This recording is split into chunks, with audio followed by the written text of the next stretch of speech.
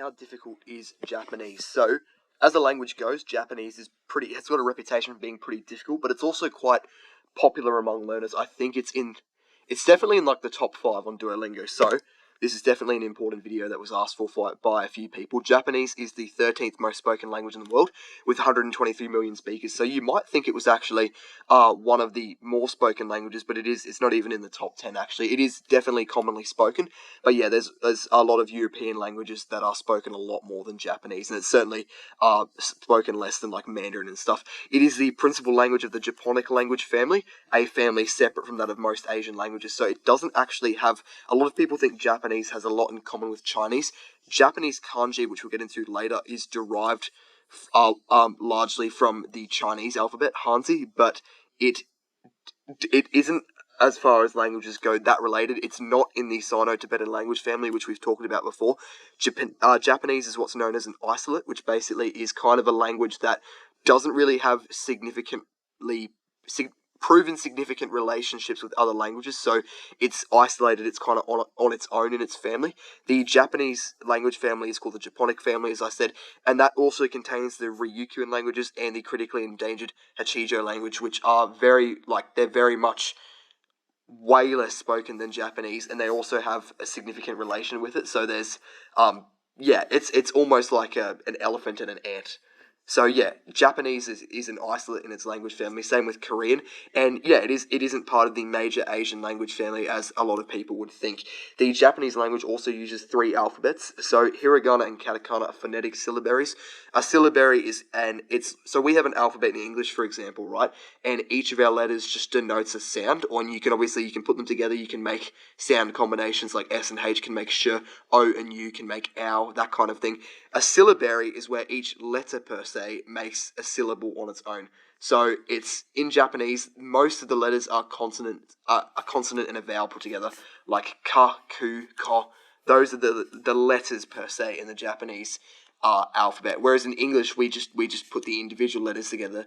Their letters are syllables on their own, if that makes sense. I'll show you on the next slide. So hiragana and katakana are both syllabaries. They're phonetic as well, which means you can pronounce them exactly as they're written, which is really good. That's a thing that makes Japanese a little bit easier. Hiragana is used for general writing, and katakana is used for writing foreign names or borrowed words. So I believe the word for pinku in Japanese, if I can remember that right from school. I haven't actually studied Japanese out of school, but I did study it a lot in school, is a borrowed word, so they write that in katakana, as opposed to the word for red, for example, aka, which would be written in hiragana because it's a Japanese word. Make sense? Cool. Kanji is also the 3rd alphabet of Japanese, and it's a little bit different to hiragana and katakana. It's not like those two, which are kind of like the same thing, just used for different things. Kanji is derived from the Chinese system of writing, and they are basically ideograms. An ideogram is a picture, kind of. Imagine a letter, but instead of a letter like in English where it has a kind of sound associated with it, it has an idea associated. The way the Chinese language works is it's written with letters that have ideas, like they actually are assigned. A letter can be a word on its own, or they can be combined. With Japanese, it borrows some of these, and in its alphabet called kanji, to use for writing. You'd have to see a sentence as an example to kind of understand that. But yeah, it's kind of an interesting way of writing, because they use 2 different alphabets, and then they use this 3rd alphabet of symbols for some words. Like, for example, when you're writing about yourself, I believe there's a symbol for watashi wa, instead of actually writing the word watashi wa in either hiragana or katakana. So yeah, it is quite interesting, and there are a lot of kanji. I think 2,000 plus are needed to read a newspaper, as per the Japanese government. I think might have actually said that that's how much they reckon minimum are needed to read a newspaper. And as far as hiragana and katakana go, there are dozens for each one, but there aren't that many.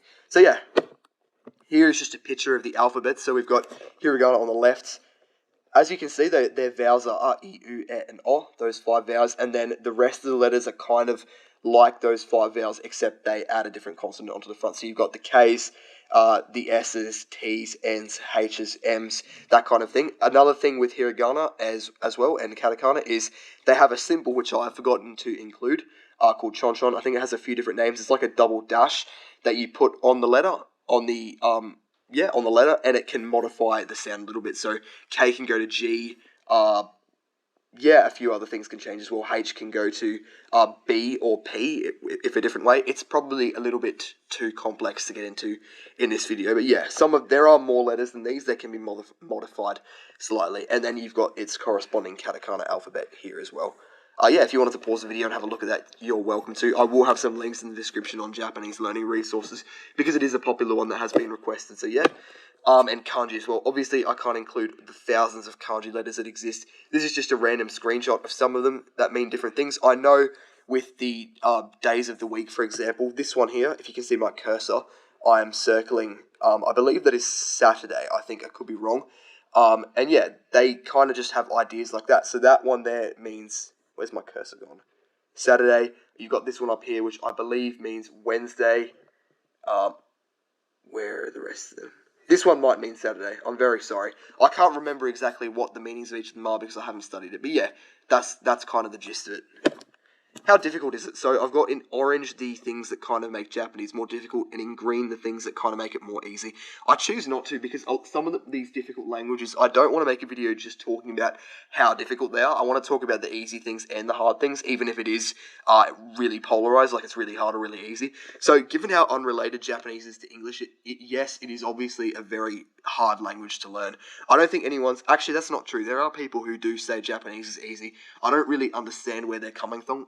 I think it's just kind of going for like shock value, like they're trying to be a bit different to everyone so people read their stuff. But yeah, Japanese is a difficult language. You have to learn a complex alphabet as opposed to studying French, for example, where you can jump straight into it. You don't need to learn the alphabet. And yeah, the writing system is extensive as well. So as far as alphabets go, it is much easier to learn, say, the Russian alphabet than it is to learn the Japanese alphabet. Someone will probably disagree with me on that. As someone who's learned both, it's much easier to learn a simple phonetic alphabet like English than to learn a complex multiple alphabets with different rules and that kind of thing that have way less in common with the actual English letters. Because obviously if you go back and have a look at that alphabet, there is nothing in common with those letters and English letters, whereas some languages like Greek, Russian, the alphabets are kind of like, they're similar enough. You can see how they're related distantly. But yeah, the word order is also different to English. I've forgotten to include a example Japanese sentence like I did with Chinese. That's very bad of me.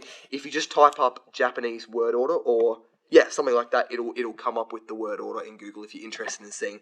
So yeah, the word order is different. That is always a bit of a difficult thing. I believe the word order in Japanese is SOV, which is subject, object, verb, but that's obviously open to a few changes, and it's a lot more complicated than that. But yeah, politeness is also an extremely important factor in Japanese, so this is something I think Australia probably wins this as far as the place that forgets this the most, because you just, I know in the Australian school system, maybe you do this in other English-speaking countries, but, you literally sometimes just address teachers like bro.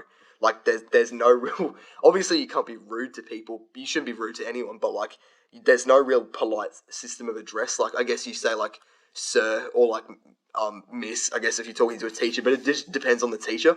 Whereas I know in other languages, and Japanese is probably a really good example on the other end of the spectrum, politeness is extremely important. So obviously, if you're a learner and a foreigner, that's obvious, and people will go easy on you. They're not going to think you're a disrespectful, piece of crap because you missed up a polite word that you just didn't even know existed.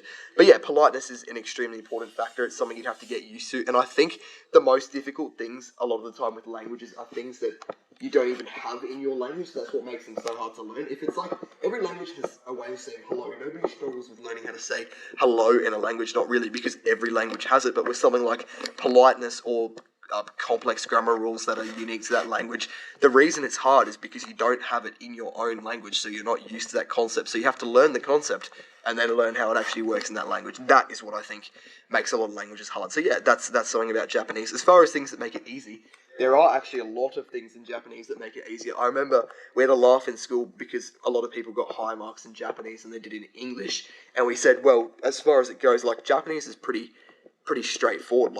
It's the grammar is very simple, and it makes sense compared to English. If you take the word like bar or car in English, and then you take the word war. Like, why is it pronounced war and not war? That doesn't happen in Japanese. As I said, it's phonetic. So everything is pronounced exactly how it's written. It has shallow orthographic depth, which means you can perfectly pronounce everything based on the way it's written. There's no like weird pronunciation like I just said in English. There's plenty of examples. I'm not going to waste your time. But yeah, and as far as grammar goes as well, I haven't read a Japanese grammar textbook, but from what my understanding and learning parts of it through the school system, which has its own problems, but I did learn parts of it and then just research in my own time.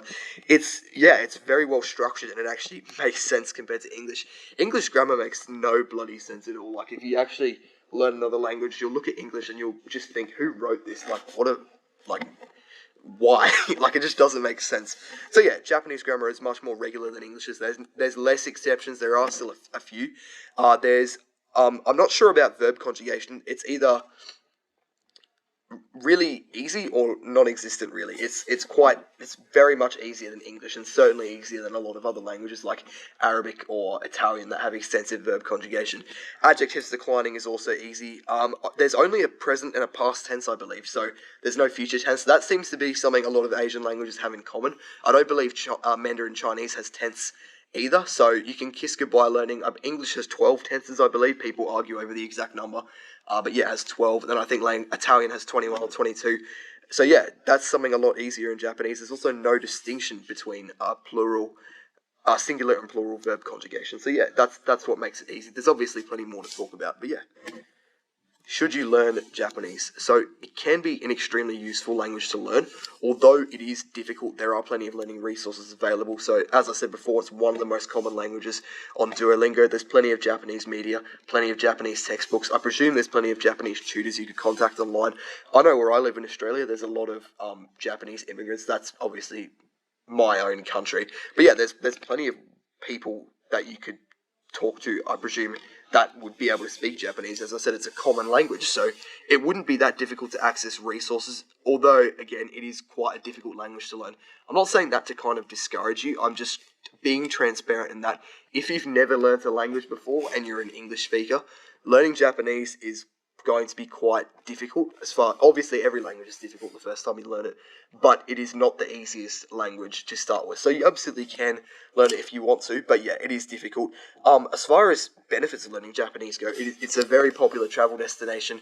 It's a big country population-wise. It's one of the most influential countries. I believe it has the third highest GDP after the US and China. What that means is like it's how much its economy produces, so it's the third richest in that regard, so that's obviously a really important thing as far as work goes. But yeah, it wouldn't be the best decision, I think, for an inexperienced language learner. I think that was one of the problems with when I learnt it in school. Obviously, almost everyone, except for the kids that were Japanese, who obviously killed the subject and got the subject award every year, it was quite difficult for a first language to learn, as opposed to some schools that teach like French, or Spanish, even easier. It's way easier for the kids to actually like get a good grasp of that. Whereas with a quite hard language like Japanese, you're only learning it 3 times a week.